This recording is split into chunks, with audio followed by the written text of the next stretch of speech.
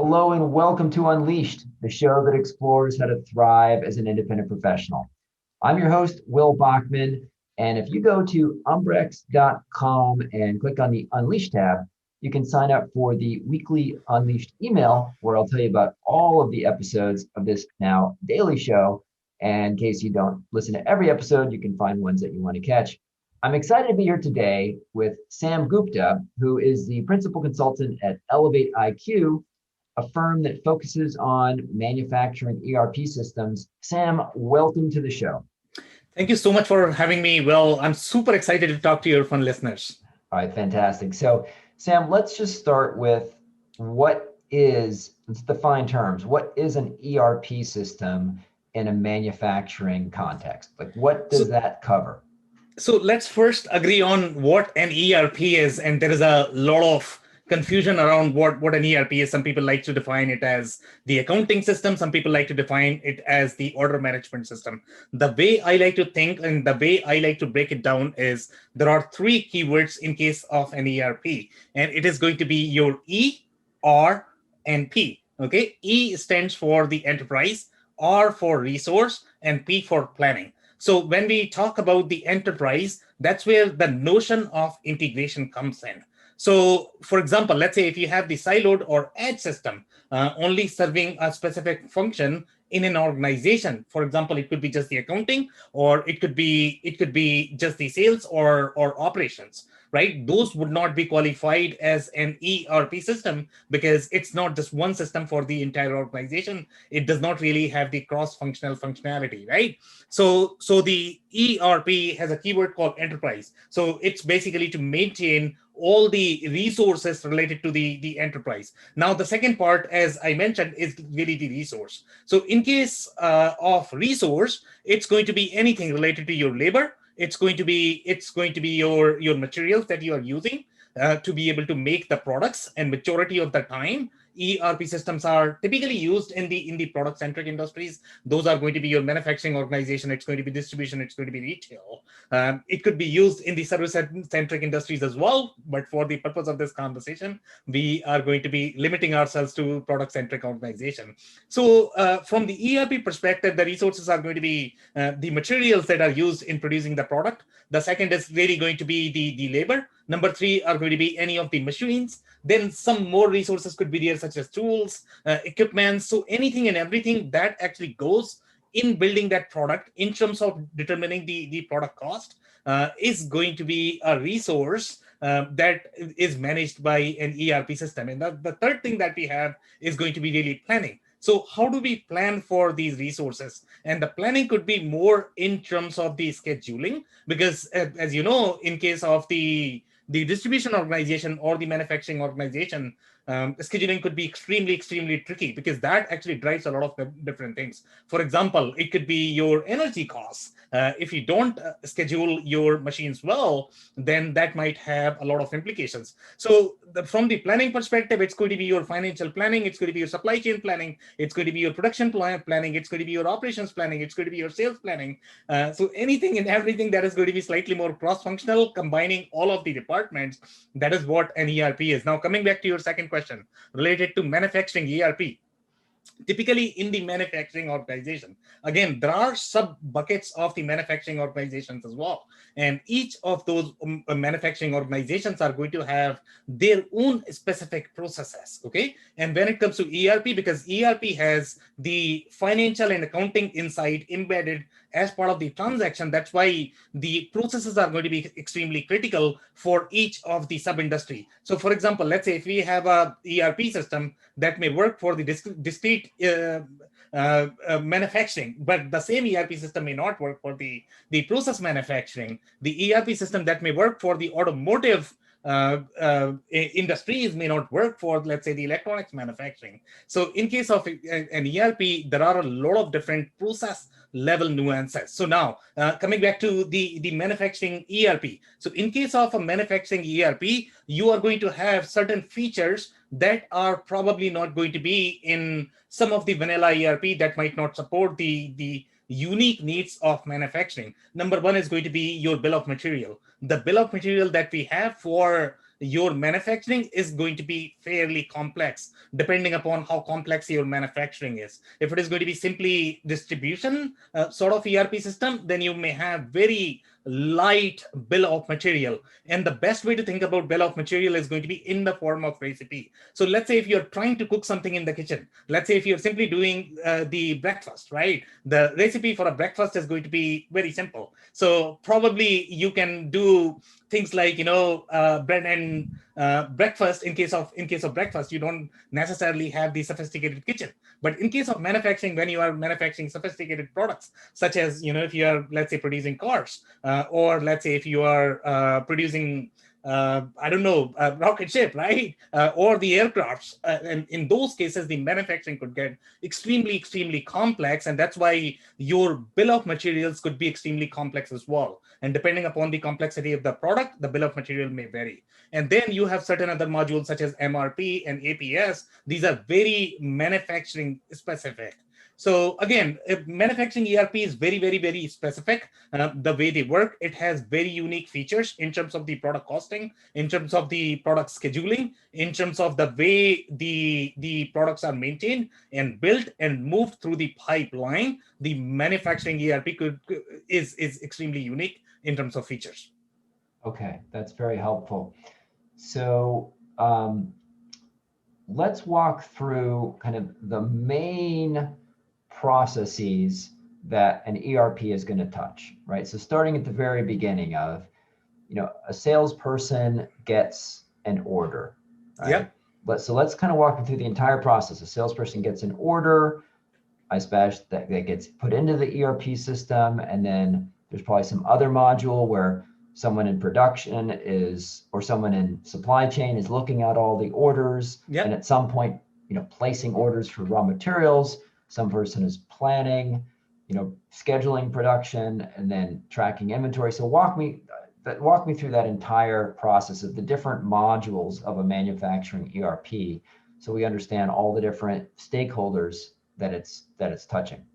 Yeah, so there is a term for it, and there are key processes that are supported by the ERP system. And when you say, it has to start with the, let's say, order, not in every industry, the process is actually going to start with an order. It might start with the estimation or quote, and that may have, let's say, 5 different steps right there, because you need to work with your customer, make sure that the estimation is going to be approved with your customer, because you might need to do multiple runs there before it can be converted into the order. So the key term for that process, the one that you were referring to, is going to be called order to cash. So the way it works is, it's going to start from your order, then it's going to come to your, let's say, the warehouse. Let's say if you are a distribution shop, if you are a manufacturing shop, and this is the make to order scenario, in which case you are not really stocking these goods in your inventory. So you are literally producing based on the order. So as soon as I get the order for, I don't know, maybe I'm building the aircraft, right? And I'm not going to be storing these aircrafts in my inventory because these products would be very expensive.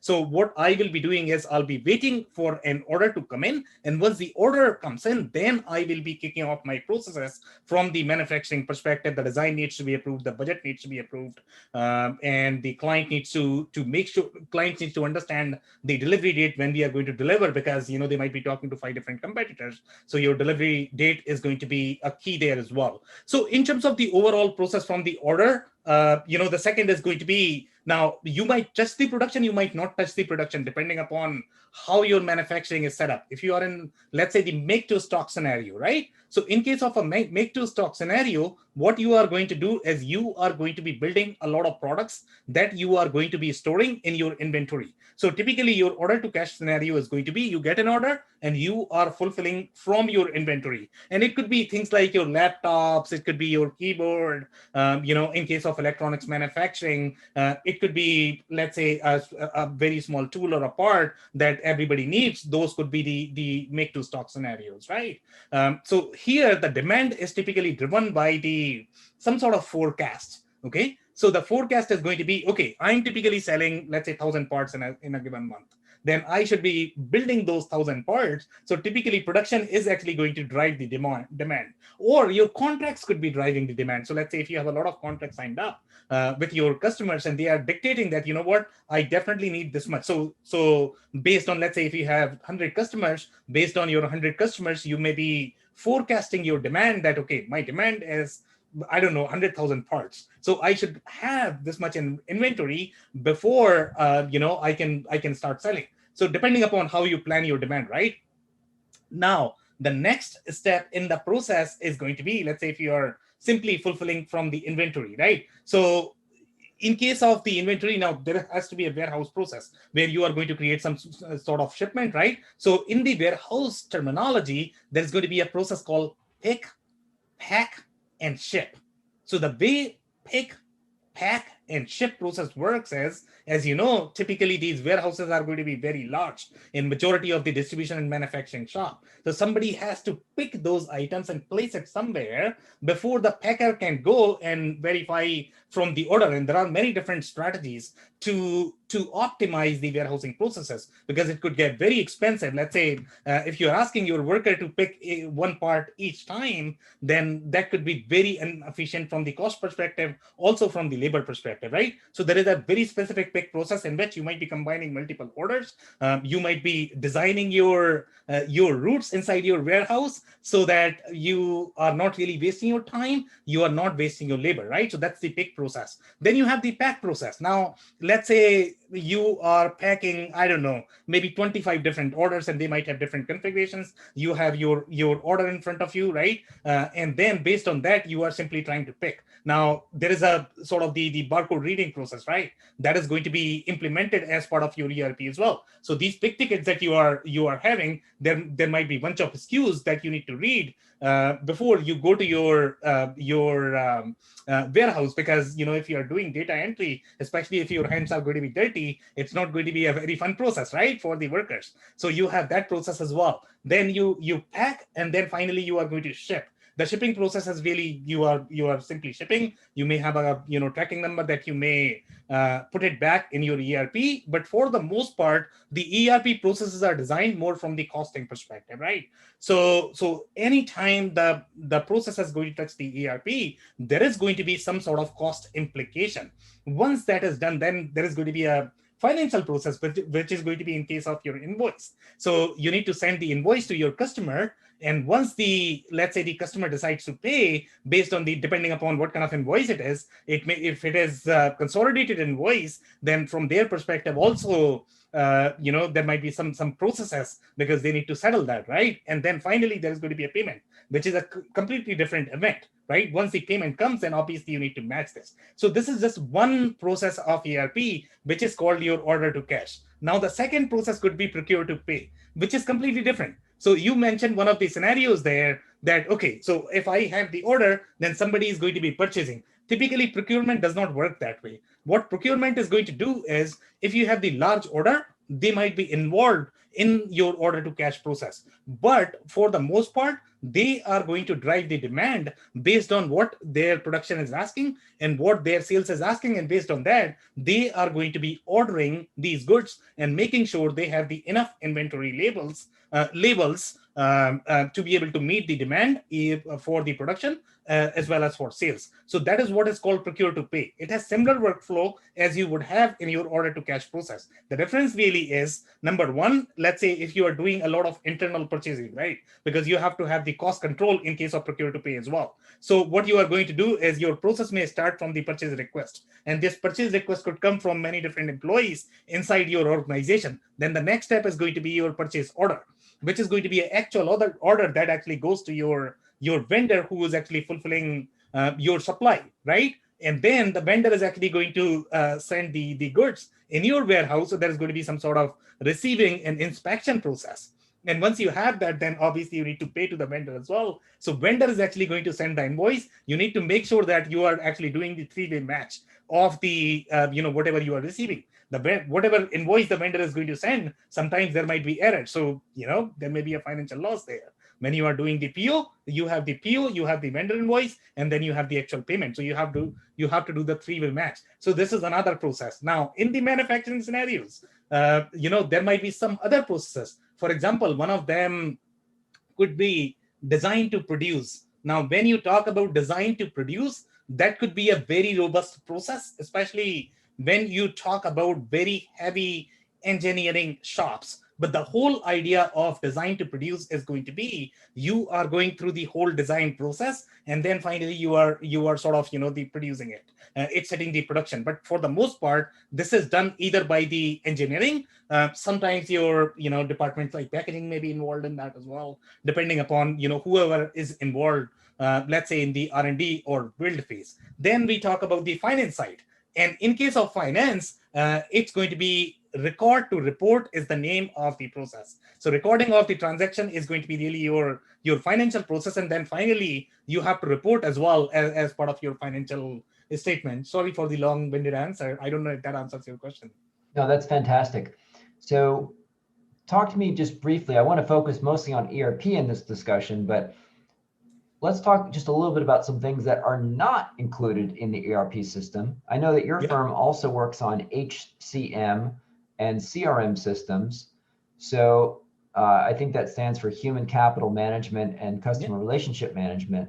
So talk to me, because the way you're describing ERP, it almost sounds like that's everything in your business. But what are some things that ERP systems, say for manufacturing, would not include and would typically be in some other system that integrates with it? So let's talk about the stages of the company first, how their ERP journey is going to be. And typically these are called the inflection points. And there are two stages when you are going to require a lot of different siloed system just because of the limitation or of the organization, or they might be too sophisticated. Okay. So when you start in the ERP journey, that is going to be, let's say, you have $0 revenue in your company and you are simply starting from scratch. Okay. And then you reach until the $10 million, right? So your manpower capacity is going to be roughly, 6 people, 10 people, something like that. I mean, that's what we see for the most part in most industries until you reach that $10 million point, right? So majority of your functions are going to be siloed. Majority of the people that you are going to have in your organization, they are going to have the independent responsibility. They are not going to have as much cross-functional interaction between the organization. So in this stage, typically, your siloed systems are going to be okay. And that's why you will see a massive influx of the SaaS application in this particular space, okay, where the SaaS companies are really targeting the super small business, and that's the majority of the market, as you know. That's probably the 85% of the market. That's super, super, super small, right? So in this particular case, the company is not going to have the internal capabilities to be able to integrate these systems. So majority of these systems are going to be isolated. So the best example of the architecture in this particular space is going to be, they are going to have accounting systems such as QuickBooks. They might have an e-commerce system such as Shopify or WooCommerce or BigCommerce, one of those, right? And then let's say if it is a manufacturing shop, they might have a PLM tool or a CAD tool that they might be utilizing to maintain their version, and then they might be utilizing for their engineering as well. They may not necessarily have an ERP. Again, if it is a sophisticated manufacturing shop, then they will definitely get the ERP because they have to do the product costing and the scheduling as well. That is typically, you'll not be able to do it unless you have some sort of either MRP system or the ERP system. So What's, in this particular... And what's MRP stand for? It's the manufacturing resource planning. So typically the demarcation between MRP and ERP is going to be, in case of MRP, that does not have the inbuilt accounting. For the most part, that's how MRP systems are defined. Traditionally, we didn't have the technology to be able to build the overarching ERP system. That's why we had one company doing the accounting system, one company doing the MRP system. But then we started having this big bloated system that could do pretty much everything as you have defined, right? So that's what is ERP system. That's the next stage of the MRP system. Now, let's move to our inflection point. We were talking about the inflection points, right? So once you reach that $10 million point, that's when your problems are going to be bigger in terms of your planning, in terms of your control, because you are going to have a lot more people in your company. And what they are going to do is, let's say if you have multiple people working in the same department, when you have just one person, obviously he or she is going to be driving the process. But once you have two people, there's going to be a lot of conflict. They each are going to be designing their own processes. They might be maintaining their own spreadsheets, and then it's going to be a nightmare to sort of have the consistency to be able to drive the department. So typically at that point, you will require some sort of ERP system, and that's where companies like to call themselves as, hey, I'm outgrowing my systems. I'm outgrowing my accounting system, and I need something integrated, or I will have sleepless nights. Okay, so that's the sort of stage when they start realizing that. But again, let's say if you talk about companies that are in the D2C market, right? And D2C is going to be where they are targeting consumers. Now, ERP systems are not designed to do the e-commerce functionality. So these companies will still require some sort of Shopify or BigCommerce or Magento or WooCommerce or some sort of e-commerce front. Now, if this company is very sophisticated in the CRM functionality, for example, let's say if they do marketing automation, okay, they do a lot more sophisticated processes before sales, right? Then they would require a system similar to HubSpot or Pardot, depending upon which system they want to utilize for their marketing automation needs. For the most part, the way the ERP systems are designed, they are slightly traditional in their design. So from the ERP perspective, everything starts, let's say, either from code or some sort of financial order. Because end of the day, your ERP system is supposed to be your financial system, right? Even though it is the integrated system and it can do a lot of things, but still it is a financial system. So anything that does not touch the dollars or finance probably does not belong to your ERP system. For example, let's say marketing automation. Whatever marketing does, until they receive some sort of dollar, right? Then ERP system does not care for those processes. So that's why they don't necessarily belong to an ERP system. So again, in the mid-market, let's say if you're talking about $20-30 million companies, most of the time they might be able to live only with the ERP system. Probably they don't necessarily need the second or third system, right? But sometimes they might need if they have a sophisticated need. But when you, let's say, outgrow all of this, when you outgrow your core ERP system, that's when your enterprise need is going to be there, which is going to be your sophisticated large companies that cannot survive based on the processes that a standard ERP system is providing. So what they would do is they will have the specialized CRM, because the default CRM provided by your ERP system is not sufficient for their needs. So what they have to have is a CRM that is slightly more customizable, slightly more aligned with their processes. And the advantage these companies have, they have their internal IT department. So they can integrate these things internally. That's the assumption here. In case of your mid-market, you are not necessarily going to have an IT department because, as you know, IT is very expensive. In the small companies, obviously, you are not going to have IT, but then you don't have integration either.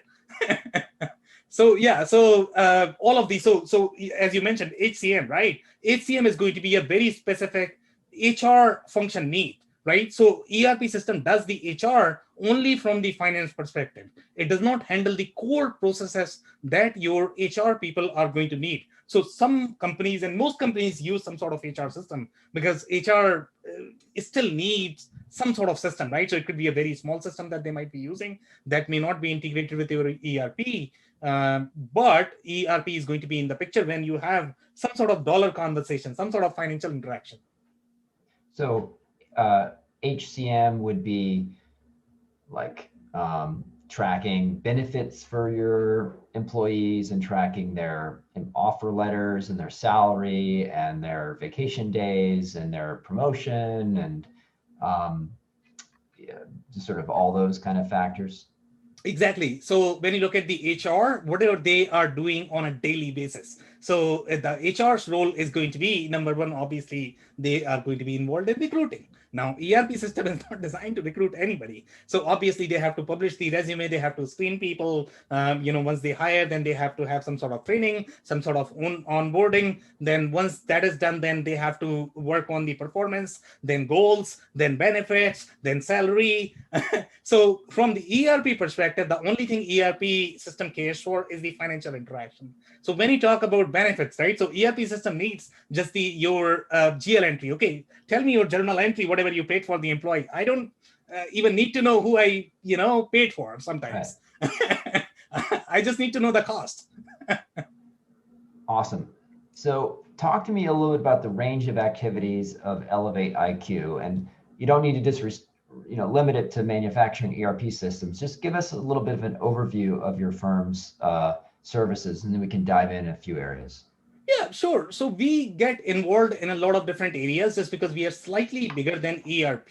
So we like to divide ourselves in three different engagements because they are slightly different, right? So number one is really going to be sort of the selection engagement. And if the company require our help in identifying the right system and the right solution architecture for their company. And our role is going to be to go there and figure out what their processes are and if they are going to require any help in optimizing those processes. Because in our view and in our experience, typically system is going to be just the 20% of the problem. 80% is typically the processes and your people side of issues, right? So they need to be streamlined before a solution or a tool could be introduced in the mix. The next kind of engagement that we have is going to be really the upgrade or optimization or integration. If somebody needs, again, this is slightly similar to what we have in the first one, but in the first one, the difference is this is probably going to be slightly net new engagement, right?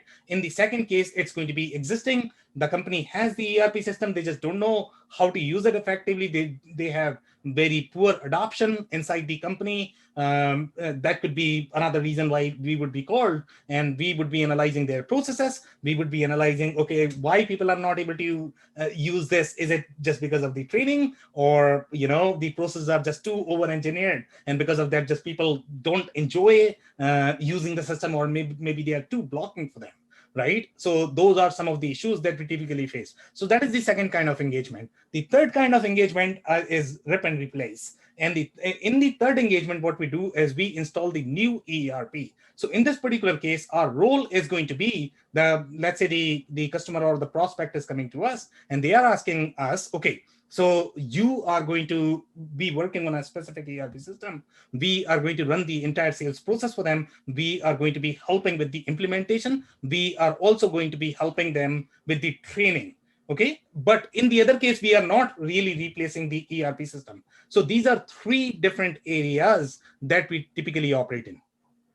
Great. When we talk about ERP systems, what are some of the most common big names of companies selling this kind of software, just to familiarize those of us who aren't super familiar with the space?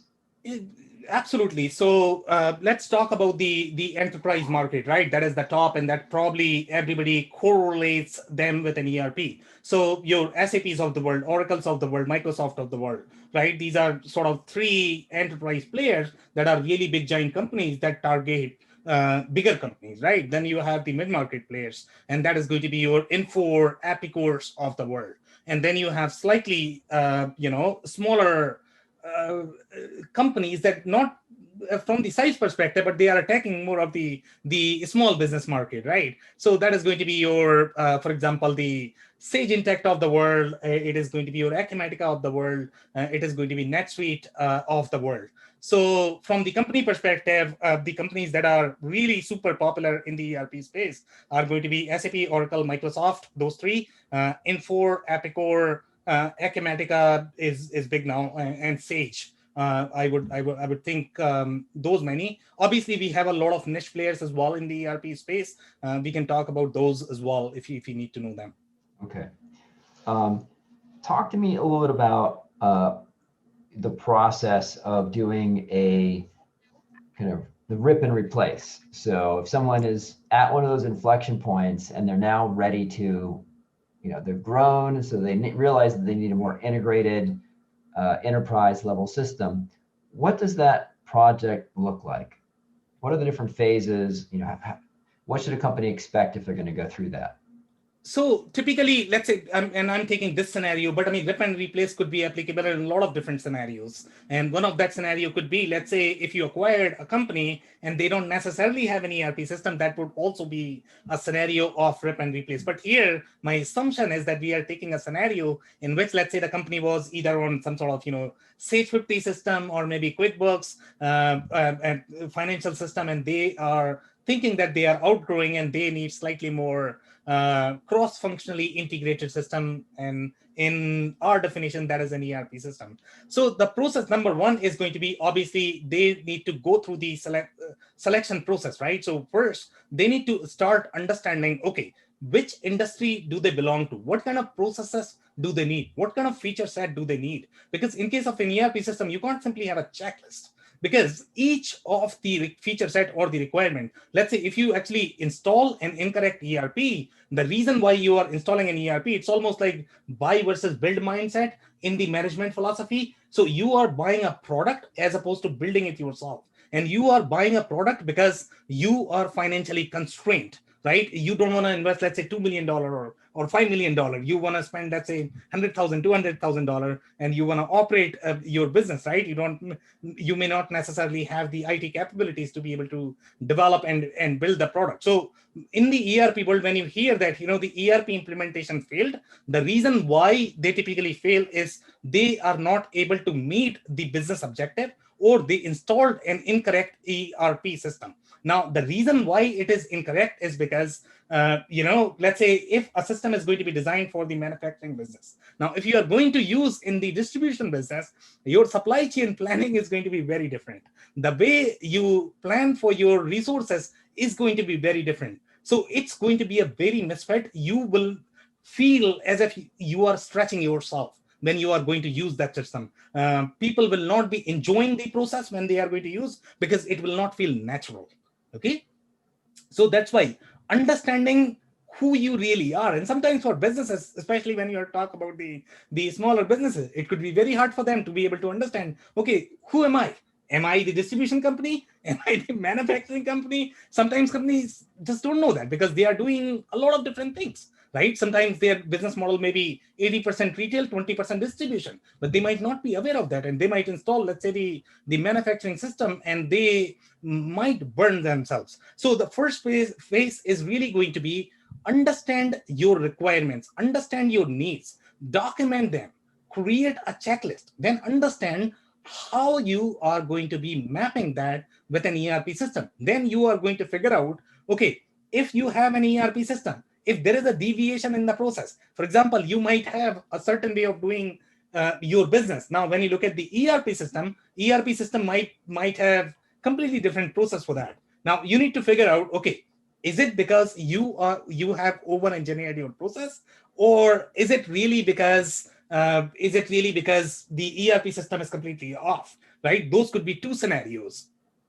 Now, in this particular case, so your goal is going to be to somehow simplify the process. The more you simplify, the less money you are going to be spending in your ERP implementation. If you are going to be slightly more adamant in changing your processes, what is going to happen is, once you start utilizing that ERP, then you are going to feel that, okay, this is not designed as per my process. So you ERP guy, why don't you change this? And if ERP person starts changing this, that's when your development dollars are going to start burning, right? So what is going to happen is they might develop a lot of bloated code that is going to create, let's say, the maintenance nightmare. Now, going back to your question about what is required in understanding this, so create a really good checklist of the requirement that you need in an ERP system. Then what you need to do is you need to talk to either a consultant who understands the business as well as the systems. I mean, that is the ideal case, right? But let's say if you don't have budget to hire a consultant, then you are going to be working directly with the ERP implementation partners. And these ERP implementation partners typically don't have the cross-functional expertise. They might be expert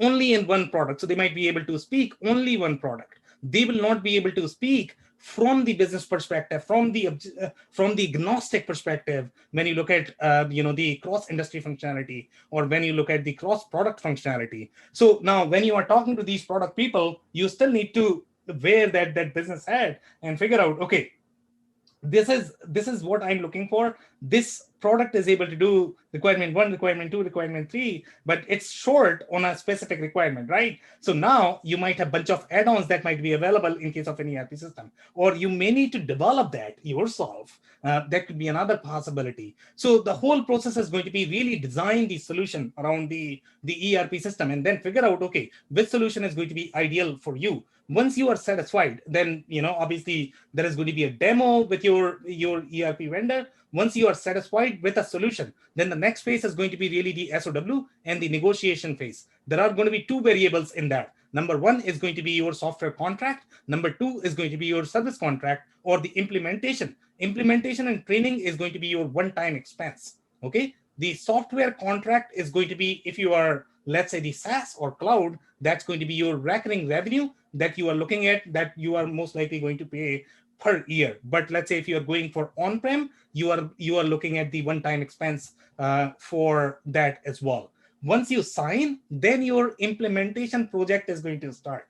So as part of your implementation project, the processes are going to be, number one, you have to do the basic configuration for your company. And again, to decide the basic configuration, you need to go through very deep discovery calls. You need to understand each of these configurations at a very deep level. So some of the things that you will be discussing as part of those discovery calls are going to be, how many bank accounts you need to be configured? What kind of payment terms do you use from the customer perspective, from the vendor perspective? What kind of credit cards do you need to use that you need to set up? What kind of cash account do you need? What kind of chart of accounts do you need? What kind of currency do you need? What kind of vendors do you need? And what are the dependencies of these vendors and customers? So in case of an ERP, each of the master element that you are going to have, and the master data element is going to be your vendors, it's going to be your customers, it's also going to be your item. Now, each of these are going to have subdependency. Okay. So in case of an item is going to be dependent upon, let's say, millions of settings. Because what ERP system is trying to do is, rather than specifying those how many ever settings do you need for a product that you need to manufacture, in case of an ERP, they are trying to make the user experience easier. So the only thing you really, as a user, the only thing you really need to worry about is, hey, this is my product and this is my quantity. That's it. I'm only worried about this. But in the back end, my accounting needs to be automated. My costing needs to be automated. So all of that needs to be done in the background. And there is a hierarchy of these business rules that is going to be in the background. So to be able to configure this, you need to go through the discovery calls. You need to identify each of those the foundational element, and then you need to keep building the hierarchy until you get to your vendors and customers and masters, and that is going to be your master data. Once you do that, then there is going to be a testing phase, and then you are going to be testing your system against your processes, whether it is working or not. There might be a little bit of development involved. For example, the invoices that you are sending to your customers, you might need to make them look pretty and align them with your structure, the way you like to actually communicate with your customers. There might be some other development activities. For example, the reports and compliance are very unique needs for majority of the businesses. It could be either distribution or it could be manufacturing. So you need to figure out, okay, what kind of reporting do I need? And what kind of reports each of my functions, each of my department, each of the executives are going to need. So you need to go through your development phase, and that is going to be your pure software development, right? And you need to go through the rounds of testing, you need to go through the deployment, and once that is done, then obviously you need to put it in the wherever your ERP system is deployed. So this all is going to come together. The final phase is going to be really the data upload, in which case you are really uploading the production ready system, right? So you are going to have your actual vendor, actual customer, and then you are going to be actually testing against them before you can go live. So the last phase is going to be some sort of cutover. And in case of ERP, the cutover is also going to be important, because you need to sort of create the snapshot wherever you closed your last ERP system. Now you need to get all of your account balances. You need to get your statement so that it can work in the newer system. And I assume that you are probably not doing the transactional data migration. If you do that, the process is going to be even more complex, and that is going to be slightly more involved development project. If everything goes well, you are going to have a well-functioning ERP system, which is kind of rare. I mean, we always have fun with the ERP projects. You mentioned earlier, you alluded to, if your ERP implementation fails, what are some of the things that you've seen of the problems that people have after an ERP implementation? What are some of the problems that can come up? Oh, millions of them. I mean, and if somebody says that the ERP implementation went really smoothly, they must have done a lot of work. They must have done a lot of work, hard work, and they must be super skilled. Okay, typically it's very hard to control, and the reason why they typically fail is number one, the skill set of the team. So sometimes even if the consultant is involved, and let's say if you have the steering committee, and the steering committee is not really receptive to listening, or they just don't get it, right? Sometimes it might be difficult for even the consultants to even communicate or coach in case of an ERP. So my change consultants like to define it as compliance culture, that they are going to be compliant with how the flow is going. And after that, when the issues come, then we'll figure it out. I mean, that's how most people operate, right? So the majority of the issues that we have seen, okay, it could be as bad as you are not able to process your sales orders. Okay, it could be as bad as you are not able to process your invoices. You are not able to create a vendor. You are not able to create. You are not able to scan. It could be as small as that, or you are not able to do the inventory. Sometimes the issues could be related to training. Some people are trained, the other people are not trained, so they might be entering really bad data. And that could be another problem that you might have in the system. So it could be related to training. It could be related to configuration. It could also be just the misfit from the get-go. So those are some of the issues. Again, there is going to be like millions of issues that you can probably face just because the ERP system is fairly complex. Now, you hear the term change management uh, Yeah. as related to a system change like this. What does the change management professional do in this scenario? How is that person involved, and what specific tasks are they doing? Why is that important? But even what do we mean when we say change management? So typically, let's take an example of a very, very small change that we can all face in our lives. So let's say, well, I will give you an example. Let's say if you're wearing these transparent glasses at this point of time, and all of a sudden, I give you a new set of glass, right? And I am going to promise you, I'm really a good sales guy, and I'm going to tell you that, well, I have done all the testing. This glass is going to be amazing. As soon as you wear them, you will see, clearly you are not going to face any issues. And as soon as you start wearing them, okay, you bought it because you trusted me, that I'm a trusted guy. I sold to you, and I closed the deal. Now, once you start wearing them, there is going to be a phase, the transition phase of adoption, okay, in which you are going to feel some change, because this glass is just new. There might not be any issue as such. It could be very psychological. Maybe you are not seeing it clearly because it's in your hand. I don't know, man. Maybe it's the color of the glasses, or something else. It could be so many different things. So you have a phase in which you need to understand, appreciate, embrace the change. Okay. And if you don't do that, then obviously there are going to be a lot of problems. Now, in case of an ERP, this is a very small example. Typically, an ERP is very cross-functional, as we have been discussing so far, right? A lot of different departments are involved. A lot of handshake is there in the department. So when you change, and by the way, Nisi, we were talking about your order to cash, to procure to pay, to let's say design to produce, right? All of these processes.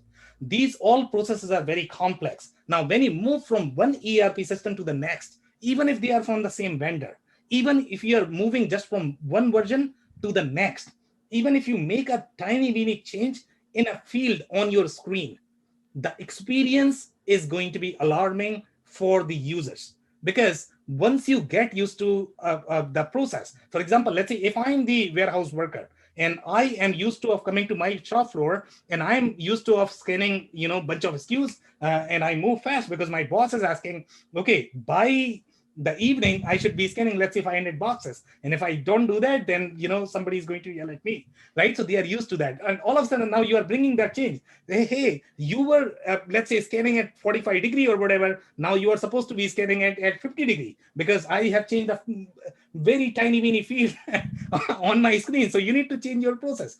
So typically the role of the change management consultant is to communicate the change, why that change is important, why that is important for an organization, why change in the first place. And typically organizations miss to communicate that because it's just harder to communicate when you have been working together for so long and you don't really have the external entity who's really good at, let's say, the marketing or communication, right? So that is the number one thing that they communicate. And then they also communicate the each step of the change, how the change is going to impact their own personal life. And finally, what they do is they are going to be trained in both of these processes. So you have been doing the process this way, my warehouse worker, now your process is going to be in this way. Now each of the processes that they might be touching on a daily basis, they might be performing, let's say, 10 different transactions, right? Each of those might be impacted. So these guys are going to be trained on those processes. Now, so far, we were talking only about the warehouse workers. Now, in a company, you have 50 different roles. And if those 50 different roles are doing 50 processes each, and those 50 processes each have, let's say, 20 different steps, now you can talk about the complexity that the change management goes through. And anytime, even if you are making a simple change, that impacts somebody, and that typically has a very strong emotional response. Okay, so that's why the change management is super important, and that's why you sort of hear that ERP implementations fail. The reason why they fail is because anytime they are going to feel the change, they are going to say, you know what, the ERP does not work. Wow. And then everybody's going to say, you know what, ERP failed, and that's going to be news everywhere. But it's really the change. I mean, the way we appreciate change, the way we embrace change, the way we feel change as human beings. Sam, this has been a fantastic overview of implementing and understanding what is an ERP. We talked about HCM, and we talked about change management. Thanks so much for joining. For folks that wanted to learn more about your firm or follow up with you, give us some websites or some links, and we can include these in the show notes. Okay, amazing. So the best way to connect with me is going to be on social media. I'm very active on LinkedIn and Twitter. So you can find me as Sam, S-A-M. The last name is Gupta, G-U-P-T-A. The company name is ElevatIQ. It's Elevate, E-L-E-V-A-T. There is no E at the end in the Elevate word, and then IQ. So it's ElevatIQ without an E in the end. Or they can look me up on my podcast, which is going to be WBS.rocks. It's called WBS Rocks Podcast. It's WBS, which is work breakdown structure. Majority of the operations and finance people know about it. And ROCKS, Rocks. Fantastic. Well, we will include those links in the show notes. Sam, thank you so much for joining today. Really appreciate having you on the show. Thank you so much, Will, for having me. Really enjoyed talking to you.